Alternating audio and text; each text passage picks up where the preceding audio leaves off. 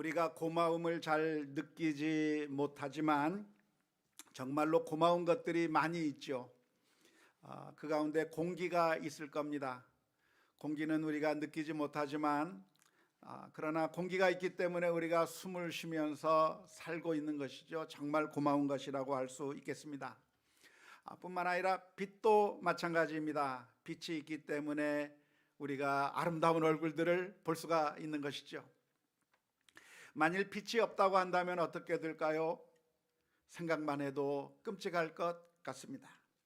저는 새벽에 주로 일어나는데요, 아직 어두컴컴할 때 집안에 불을 켜지 않고 방 안을 돌아다니다가 땅바닥에 있는 것을 한두 번 차가지고 발을 다치는 경우를 종종 경험하게 되는데요, 이런 빛이 없다고 한다면 정말 낭패를 당하기 쉬울 것 같습니다. 빛이 없다고 한다면 어떻게 되는 것일까요? 정말 큰 낭패를 당하게 될 텐데, 누가복음 6장 39절 말씀에 보면 이런 말씀이 있습니다. 또 비유로 말씀하시되 맹인이 맹인을 인도할 수 있느냐? 둘이 다 구덩이에 빠지지 아니하겠느냐? 앞을 보지 못하는 빛이 없는 그런 경우에 빛이 없는 상태로 가다 보면 인도자나 그 인도함을 받는 사람이나 다 구덩이에 빠지게 될 것이다. 파멸에 이르게 될 것이다. 멸망에 이르게 될 것이다. 그런 의미의 말씀이겠습니다. 우리가 살아가는데 빛이 필요한데요, 오늘 우리가 읽은 성경 말씀 시편 119편 105절의 말씀에 보면 주의 말씀은 내 발의 등이요 내 길의 빛이니이다 라고 말씀해 주고 있습니다. 하나님의 말씀이 우리가 길을 걸어가는 가운데 등불이 되고 우리가 인생을 살아가는 가운데 빛이 된다고 하는 그런 말씀이 되겠습니다. 사실 우리가 살아가면서 우리를 안내해 주고 우리들의 길을 비추어 주는 것들이 이 세상에 참 많이 있습니다. 그 가운데 우리가 운전을 하다 보면 무엇이 우리를 인도해 주죠? 내비게이션이 인도를 해 줍니다. 내비게이션이 인도를 해 주어서 정말 우리가 한 번도 가보지 못했던 그곳을 어쩜 그렇게 정확하게 찾아갈 수 있게 만들어 주는지 정말 놀랍습니다. 지금으로부터 한 30년 전만 해도 그런 게 없었어요. 그래서 어디를 찾아가려고 하면 지도를 보고 찾아가는데 잘못 찾아가서 낭패를 당한 적이 얼마나 많은지 모릅니다. 그런데 요즘에는 내비게이션이라고 하는 친절한 안내가 있어서 그래서 어느 곳이든지 잘 찾아갈 수 있다고 하는 것이 너무나도 신기하고 놀라울 정도죠. 우리가 인생을 살아가면서도 인생의 선배들이 해줄 수 있는 조언들이 좋은 안내자가 되곤 합니다.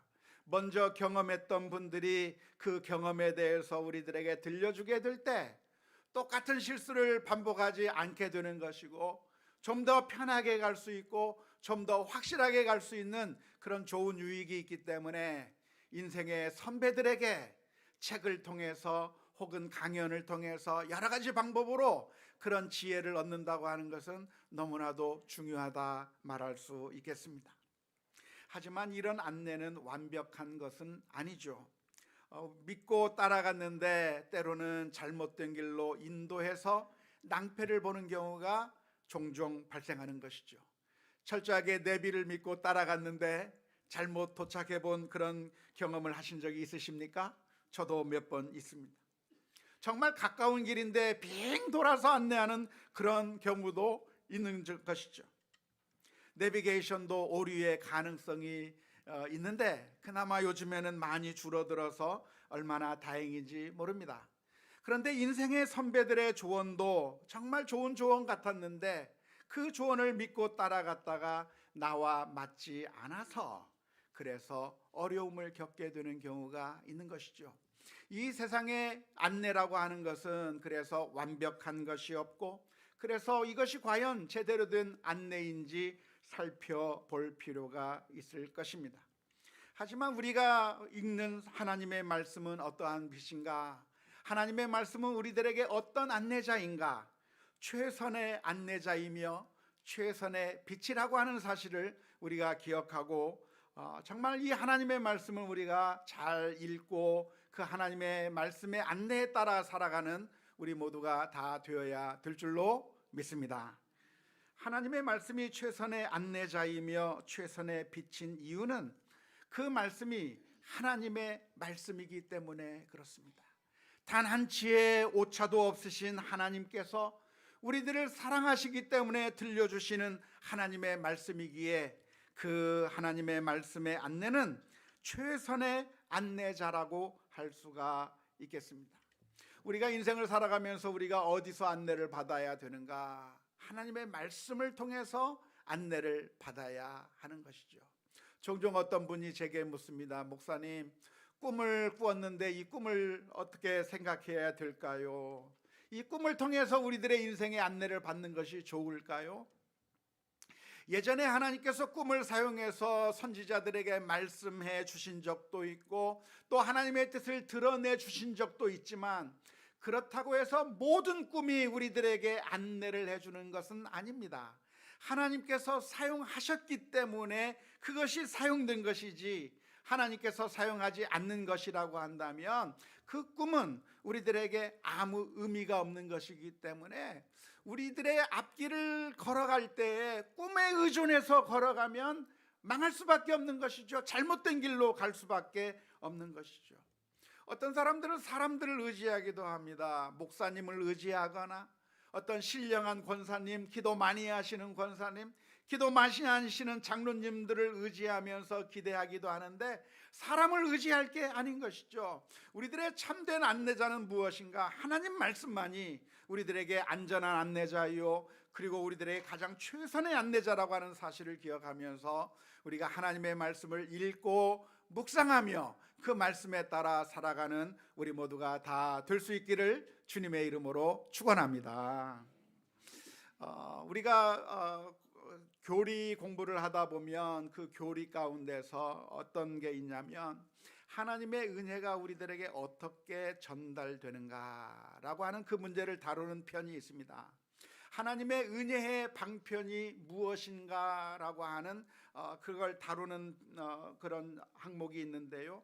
하나님의 은혜의 방편을 무엇이라고 말하냐면 말씀과 성례라고 이야기합니다. 하나님의 은혜가 우리들에게 어떻게 전달되는가? 하나님께서 우리들에게 은혜를 어떻게 베풀어 주시는가? 그 수단이 무엇인가? 그 방법이 무엇인가라고 했을 때 보통 이야기하기를 하나님의 말씀이라고 하는 성경 말씀이라고 하는 이 은혜의 방편을 통해 우리들에게 전달이 되는 것이고 또 성례를 통해서 우리들에게 전달된다고 그렇게 이야기하는 것이죠. 마치 우리 집에서 수돗물을 쓰려고 한다면 수돗물이 우리 집안에까지 들어와야 수돗물을 틀 수가 있는 것과 마찬가지로 하나님의 은혜가 풍성하게 있는데 그 하나님의 풍성한 은혜가 어떻게 우리들에게 전달되는가? 꿈을 통해서가 아니라 그 어떤 다른 것을 통해서가 아니라 하나님의 말씀이라고 하는 그 은혜의 방편을 통해서 온다고 하는 사실을 기억하며 우리가 하나님의 은혜의 방편, 하나님의 말씀을 읽고 묵상하는 일에 열심을 내야 될 것이라고 믿습니다. 하나님의 말씀은 우리들에게 최선의 안내자가 되는 것인데 왜냐하면 이 하나님의 말씀은 우리를 악의 길로 인도하는 것이 아니라 선한 길로 인도하기 때문에 그렇습니다. 우리를 하나님께서 기뻐하시는 길로 인도해 주시기 때문에 그런 것이죠. 만일 우리가 악한 길로 간다면 어떻게 될까요? 망하게 되는 겁니다. 악의 길이라고 하는 것은 마치 독버섯과 같아서 보기에는 예뻐 보이고 보기에는 참 좋아 보이지만 그 독버섯을 먹으면 우리에게 치명적인 것과 마찬가지로 악의 길이라고 하는 것은 우리가 따라가면 망할 수밖에 없는 것이죠. 하지만 하나님의 말씀은 무엇인가? 우리들에게 선한 길을 알려주시고 우리가 하나님의 뜻을 따를 수 있도록 안내해 주기 때문에 이 길이 선한 길이라고 말할 수가 있겠습니다. 그 하나님의 말씀이 우리를 인도하는 길은 어떤 길로 인도하는 것일까요? 첫 번째는 안전한 길로 인도하게 되는 겁니다. 우리가 하나님의 말씀을 따라가면 안전한 것이죠. 종종 어떤 사람이 알려주는 인포메이션이 좋은 줄 알고 그 안내를 따라갔다가 망하게 되는 경우가 있어요. 잘못된 길로 갈 수가 있어요. 하지만 성경 말씀은 무엇인가? 하나님의 뜻이 기록되어 있기 때문에 안전한 길로 인도해 준다고 하는 사실을 기억해야 되는 것이죠. 하지만 실제로 우리들의 문제가 무엇이냐면 안전하지 못한 경우도 있다고 하는 게 문제예요. 성경을 말씀을 보면서 성경은 하나님의 말씀이고 안전한 길인데, 문제는 우리가 성경을 잘못 오해해서 잘못된 길로 가는 경우가 종종 있다고 하는 것이 문제인 것이죠. 어느 경우에 그렇죠? 이단들의 경우에 그렇고요. 이단들이 아니더라도 우리 성도들도 하나님의 말씀을 종종 오해해서 잘못된 길로 가는 때가 많이 있는데, 어떻게 하면 그 문제를 해결할 수가 있겠습니까? 성경을 많이 읽어야 되는 거죠. 성경 말씀을 처음부터 끝까지 읽어야 되고, 그 성경 말씀에 대한 깊은 이해를 가지고 있을 때 우리가 성경 말씀을 오해할 가능성이 줄어들게 되는 겁니다. 사람의 말도 역시 마찬가지라고 할 수 있을 것 같아요. 사람의 말이라고 하는 것은 맥락이 있는 겁니다. 그래서 어떤 말을 하면 그 말을 하게 된 맥락이 무엇인지, 어떠한 상황에서 나온 말인지, 그 사람이 어떤 인생을 살았는지, 그 사람의 따뜻한 마음이 무엇인지, 그 전체를 알고서 그 말을 들으면 그 말이 이해가 돼요. 우리 어머니가 나에게 해주는 말이 무슨 말이에요? 사랑의 말이란 말이에요. 내가 언제 화를 낼 수도 있고, 언제 신경질을 낼 수도 있고, 언제는 마음 상하게 하는 말도 있을 수 있겠지만, 그 말 하나만 떼버리면 정말 상처를 받을 수도 있겠지만, 우리 어머니가 누구인가? 우리 어머니는 나를 너무나도 사랑하시는 그런 분인데, 그 어머니가 나를 위해서 따뜻한 사랑의 마음 가운데서 해주는 말이라고 하는 사실을 깨닫게 된다고 한다면, 그 말의 의미를 진정으로 제대로 잘 깨닫는 것과 마찬가지로 우리가 하나님의 말씀을 어떻게 이해해야 되는가? 그냥 어느 한 구절, 어느 한 표현, 어떤 특이한 그런 표현들에 주목할 것이 아니라 하나님께서 해주시는 그 말씀의 전체의 의미를 이해하고, 하나님의 말씀을 더 많이 이해하면 이해할수록 하나님의 말씀을 잘 깨닫고 안전한 길로 가게 될 줄로 믿습니다. 어느 날 갑자기 이야기를 해요. 맘대로 하세요. 맘대로 하라고. 남편과 아내가 이야기하다가 아내가 이야기합니다. 맘대로 하라고. 그러면 남편이 그 얘기를 듣고 맘대로 하라고? 잘 됐다 그러면서 맘대로 하면 됩니까? 안 되는 거예요. 그 맥락을 보고서 이해를 해야 된단 말이에요. 그래서 이해를 잘해서 성경 말씀을 잘 이해해야 되는 거죠. 사람의 말 한 표현을 듣고서 하는 것이 아니라 그 말이 나오기까지 어떤 마음이었는지, 어떤 뜻을 가지고 있는지 그 사람을 제대로 잘 이해해서 표현 하나를 이해해야 제대로 이해가 되는 것처럼, 우리가 성경 말씀을 창세기에서부터 요한계시록까지 그 말씀을 깊이 묵상하면서 하나님의 마음을 이해하고 그 전체의 메시지를 이해하는 가운데 하나님의 말씀 하나하나를 살펴볼 때 우리가 안전한 하나님의 그 인도하심을 받게 될 줄로 믿습니다. 뿐만 아니라 우리의 이해라고 하는 것은 항상 잘못될 가능성이 있는 것이죠. 늘 우리는 말하면 말한 그 의도와 그 말의 내용을 오해할 때가 많습니다. 그래서 항상 확인해 봐야 돼요. 무슨 말을 남편이 이야기를 하고 아내가 이야기하고 우리 부모님이 이야기하고 우리 자녀들이 이야기하면 그 말을 듣는 대로 그냥 해버릴 것이 아니라, 지금 말한 것이 내가 이해한 것은 이렇게 이해했는데 그 말이 맞는지 물어봐야 돼요.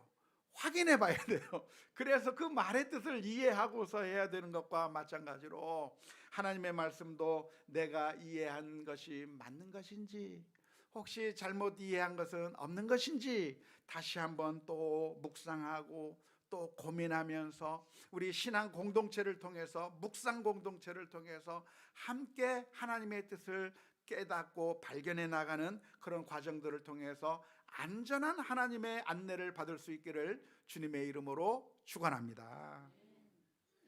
두 번째로 하나님의 말씀은 우리들에게 어떤 길로 인도하는가? 안식과 쉼으로 인도합니다. 하나님의 말씀을 통해서 우리는 쉼을 얻게 되는 것이죠. 안식을 얻게 되는 것이죠. 예수님께서는 마태복음 11장 28절 말씀 가운데서 이렇게 말씀해 주신 바 있습니다. 수고하고 무거운 짐진 자들아 다 내게로 오라 내가 너희를 쉬게 하리라 말씀해 주셨는데요.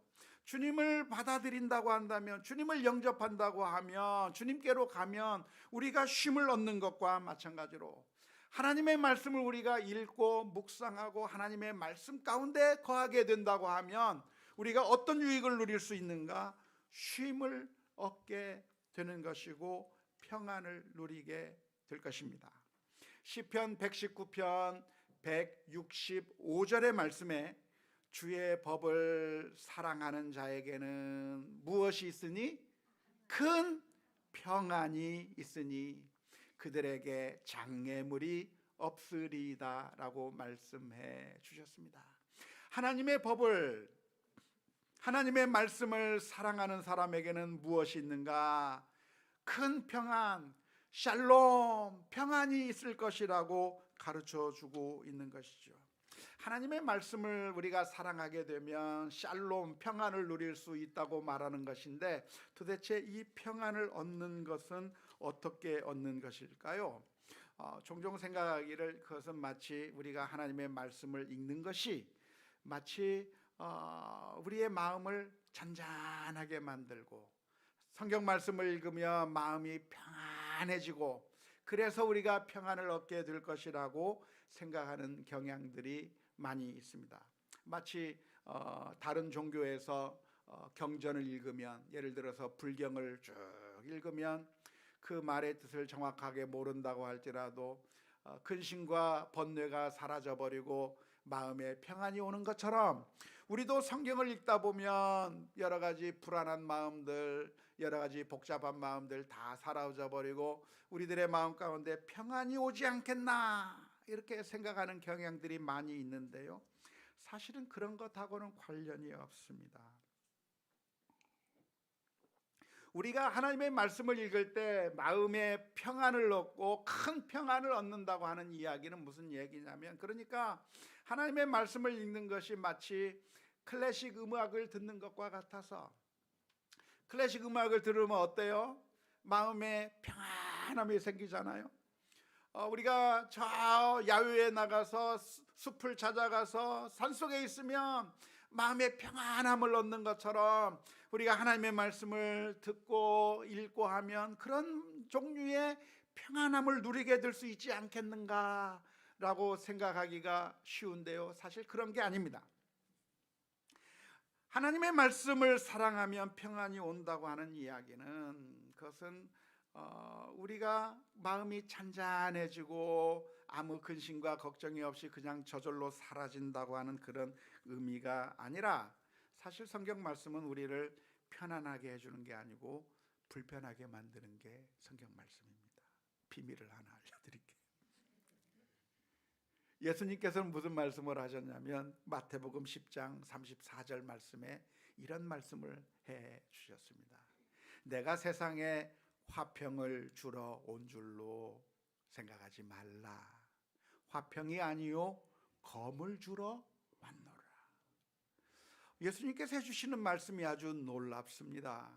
예수님에게 가면 그냥 마음이 평안해지고 아무 근심도 없어지고 그냥 편안한 상태로 들어가게 되는 것이 아니라 검을 주러 왔다, 불편하게 만들러 왔다, 오히려 아픔을 주러 왔다고 주님께서 말씀해 주고 있는 것인데요, 하나님의 말씀을 우리가 읽고 묵상할 때도 역시 마찬가지입니다. 금년 한 해 우리가 성경 말씀을 읽으면 우리의 마음이 평안해지느냐 하면 사실은 평안해지는 것이 아니라 불편해지는 경우를 더 많이 경험할 수 있을 겁니다. 왜 그럴까요? 왜냐하면 하나님의 말씀은 우리의 심령을 찌르기 때문에 그렇습니다. 하나님의 말씀은 그냥 잔잔한 음악이 아니라 우리들의 마음속에 있는 여러 가지 문제들을 향해서 찔러대기 때문에 그렇습니다. 히브리서 4장 12절에서부터 13절 말씀에 보면 이런 말씀이 기록되어 있습니다. 하나님의 말씀은 살아있고 활력이 있어 좌우의 날선 어떤 검보다도 예리하여 혼과 영과 및 관절과 골수를 찔러 쪼개기까지 하며 또 마음의 생각과 뜻을 판단하나니 지으신 것이 하나도 그 앞에 나타나지 않음이 없고 우리의 결산을 받으실 이의 눈앞에 만물이 벌거벗은 것 같이 드러나느니라. 우리는 언제 마음의 평안을 느껴요? 가릴 때 마음의 평안함을 느낍니다. 누가 나의 수치를 보면 불안해요. 그런데 그것을 옷으로 가리고 자동차로 가리고 우리의 신분으로 가리고 우리의 성공으로 가리고 그것으로 가리면 그때 우리들의 마음이 평안함을 느낍니다. 마치 아담이 하와가 나뭇잎으로 자신의 몸을 가린 것처럼 그렇게 무엇인가 우리를 가려야 우리들의 마음의 평안함을 얻게 만드는 것이죠. 하지만 성경 말씀은 어떤 말씀인가? 우리가 가리고 있는 것을 벗겨내는 거예요. 그리고 우리들의 마음속 깊은 곳에 들어있는 그 죄와 우리들의 허물들, 우리들의 실수들, 우리들의 실패들을 드러내고 있는 것이 성경 말씀이죠. 그래서 우리들이 하나님의 말씀을 읽으면 마음이 편안하게 성경을 읽을 수 있는 것이 아니라 불편해질 수밖에 없는 겁니다. 왜냐하면 우리들의 마음을 찔러대기 때문에 그래요. 너 그거 잘못했잖아. 너 그렇게 살면 안 되잖아. 그렇게 탐욕을 부리며 살면 안 되잖아. 그렇게 말씀해 주시는 그 하나님의 말씀 때문에 우리들의 마음이 괴로울 수밖에 없는 것이죠. 그런데 이 하나님의 말씀이라고 하는 것이 무엇이냐면 마치 수술 메스와 같아요. 수술용 칼과 같아요. 가만히 내버려 두면 아픔이 없겠지만 그러나 우리들의 살에 수술용 칼을 들이밀고 그리고 그 암덩어리를 제거해내는 겁니다. 썩은 부분들을 도려내는 겁니다. 그것을 치료하는 것이죠. 그래서 그 과정을 거치는 것이 쉬운 일이냐면 사실 쉽지가 않아요. 수술 받아보셨어요? 수술 받으셨습니까? 괜찮아요? 힘들어요? 힘들어요. 저도 작년에 수술을 한번 받았습니다. 하지정맥류 수술을 받았어요. 다리 종아리에 핏줄이 튀어나와 가지고 보기도 싫을 뿐만 아니라 건강에 좋지 않다고 하는 그런 말 때문에 그래서 오랫동안 어떻게 할까 하다가 그냥 수술하기로 마음 먹고 가서 수술하게 됐는데요. 허리에다가 주사를 푹 찔러가지고 반신 마취를 하는데 괴로워 죽겠어요. 괴로워 죽겠어요. 그리고 막 수술을 해야 되는데 마취해서 아프지는 않지만 그 느낌, 그 과정 정말 싫더라고요. 그런데 그 과정을 지난 다음에 그리고 그 모든 하지정맥류의 모든 것들을 다 깨끗하게 정리해서 그래서 딱 수술 결과가 나왔는데 제 다리가 너무 이뻐요. 이렇게 멋있는 다리를 내가 가지고 있었나 싶을 정도로 이쁘게 만들어줘서 얼마나 감사했는지 모릅니다. 그런데 하나님의 말씀이라고 하는 것이 무엇인가? 그것은 영적인 수술하는 칼과 같아요. 그래서 우리가 이 하나님의 말씀을 앞에 우리가 다가가게 될 때 우리는 불편할 수밖에 없는 것이죠. 내가 남들에게 감추어 놓았던 그런 나의 허물들, 나의 잘못들 다 드러나면서 하나님 말씀 앞에 설 때 괴롭고 그냥 지나쳐 버리고 싶은 마음들이 있는 것인데 그런데 그것이 우리들에게 궁극적인 평안을 가져다 주는 것이죠. 죄를 그냥 잘못한 것을 그냥 내버려 두는 것이 아니라 그것을 회개하고 그리고 우리의 삶을 변화시켜서 하나님께서 원하시는 기쁨의 삶을 살아가게 될 때 우리가 영적으로 건강한 삶으로 제대로 된 하나님의 은혜 가운데 들어가게 된다고 하는 사실을 기억할 때 이것이 우리들에게 큰 평안이라고 하는 사실을 믿고 하나님의 말씀의 수술대 앞에서는 우리 모두가 다 될 수 있기를 주님의 이름으로 축원합니다. 뿐만 아니라 시편 119편 165절의 말씀 후반부에서는 무슨 이야기를 합니까? 주의 법을 사랑하는 자에게는 큰 평안이 있으니 그들에게 무엇이 없으리다? 장애물이 없으리라. 하나님의 말씀을 읽고 묵상하고 사랑하는 사람에게는 무엇이 없어진다? 장애물이 없어진다고 하는 말입니다. 장애물이 없어진다고 하는 말이 뭐예요? 그러니까 우리가 인생을 살아가는 길이 아무런 어려움이 없이, 아무런 고통이 없이, 아무런 질병이 없이 모든 것들이 다 형통하고 모든 것들이 다 풀리게 된다고 하는 그런 의미일까요? 마치 우리가 부적을 붙이면 전혀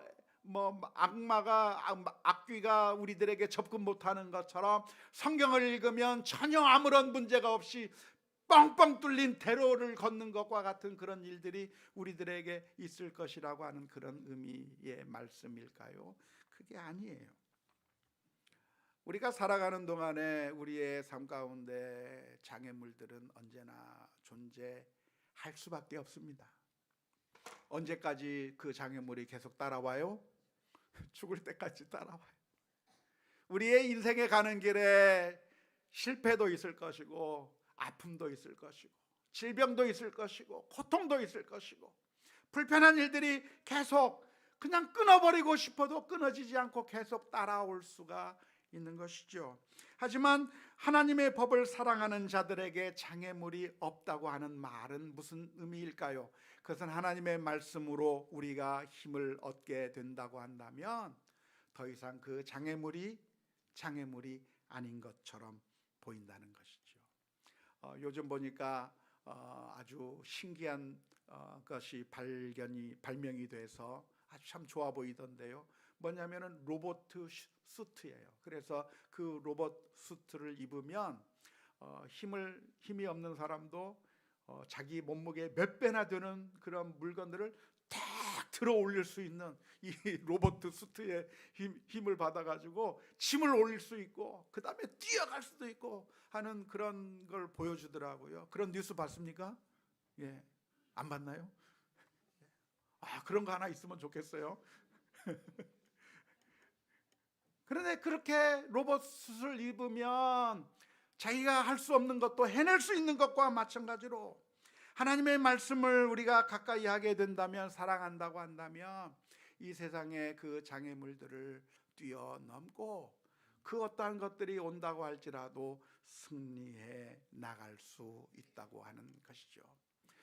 우리 승용차들은 잘 닦여진 도로는 잘 갈 수 있지만 비포장 도로는 잘 다니질 못해요. 하지만 비포장 도로도 잘 가는 차들이 있습니다. 어떤 차들이죠? SUV 같은 차량들, 트럭 같은 차량들은 거뜬하게 다닙니다. 군대에 있어 보니까 4x4라고 하는 그 트럭들은 막 이런 경사도 막 올라가더라고요. 어떤 장애물도 막 넘더라고요. 그런데 하나님의 말씀을 읽고 묵상하고 사랑하는 사람은 그 어떤 장애물이 있다고 할지라도 승리하며 나갈 수 있다고 하는 것을 우리가 기억하며 이 하나님의 말씀을 사랑하는 2024년 한 해를 하나님의 말씀을 사랑하는 한 해가 될 수 있기를 주님의 이름으로 축원합니다. 작년에 우리가 2024년에 성경 읽기를 하겠다고 하니까 우리 성도님들이 얼마나 좋아하고 얼마나 기대하고 얼마나 기다리시는지 제가 많은 감동을 받았습니다. 야, 우리 성도님들이 이렇게 성경을 읽고 싶어 하는구나. 그렇죠? 맞아요. 막 얼마나 좋아하시는지.